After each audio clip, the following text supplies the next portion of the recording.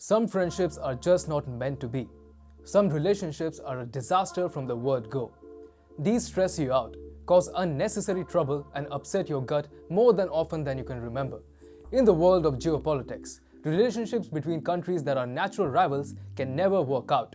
The fault lines between these countries will always be too glaring to allow any room for diplomatic niceties. How can countries which are enemies who are viewing to contest with each other over a range of issues not historical but of the present pretend to be friends? Russia and China did. They pretended to like each other. But their dirty laundry is now out in the open, and it is not a pleasant sight to behold. Hi and welcome. You're watching TFI Global, the foreign affairs and geopolitical analysis arm of the TFI Media Group.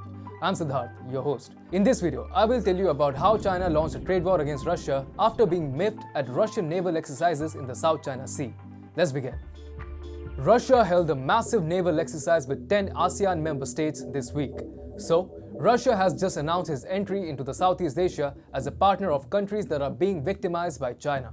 The first ever joint naval exercise between Russia and a number of Southeast Asian countries began on Wednesday along the Strait of Malacca, one of the world's busiest maritime channels.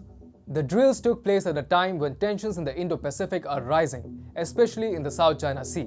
Warships and planes were contributed by Indonesia, Thailand, Singapore, Vietnam, Malaysia, Myanmar and Brunei, with the Philippines serving as a virtual observer. This is the first ever naval exercise that Russia has held with ASEAN member states. So, China is miffed.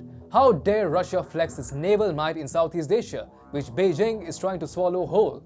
To get back at Russia, China has begun an even more intense trade war against Moscow. According to Russian Consul General in Harbin, Vladimir Oshchepkov, Chinese authorities have introduced new restrictions on the import of certain categories of goods from Russia. China has stopped importing certain goods from Russia via some railway crossings, including coal, iron ore, fertilizers, pulp, ore, and agricultural produce. The Russian diplomat said the actually introduced ban covered plenty of positions of Russian import in China, except wood. He added, on December 1, similar restrictive measures were introduced at another railway crossing point of Zabaikalsk-Manzhouli. They apply to lumber resources from Russia also, with containerized cargo being an exception. Interestingly, the ban on imports was put on the same day when the naval exercise between Russia and Southeast Asian nations took off. Much is said about how China and Russia are allies, partners and friends. However, as explained by TFI Global on umpteen occasions, Russian President Vladimir Putin is playing a mighty game with China. In the short term, he is using China as an export market, but is also working towards expanding Russia's influence around the world. The naval drills in Southeast Asia testify to the same.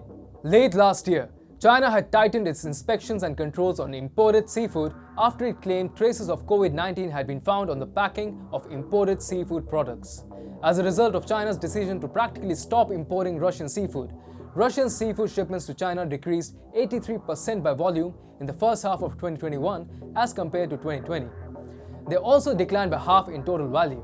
However, Russia turned the trade war waged by China upside down. It roped in South Korea to replace China as Moscow's biggest buyer of seafood.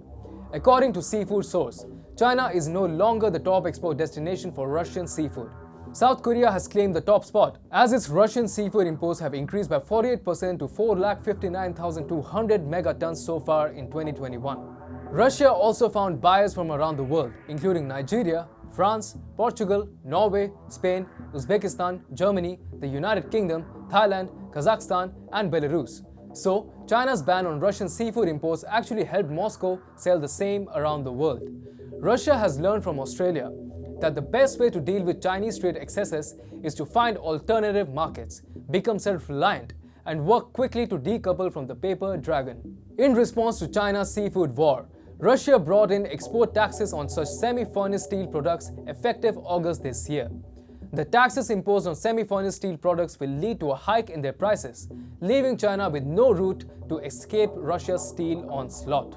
With Russia teaming up with ASEAN countries to kick China's posteriors, Beijing has been left behaving like a headless chicken.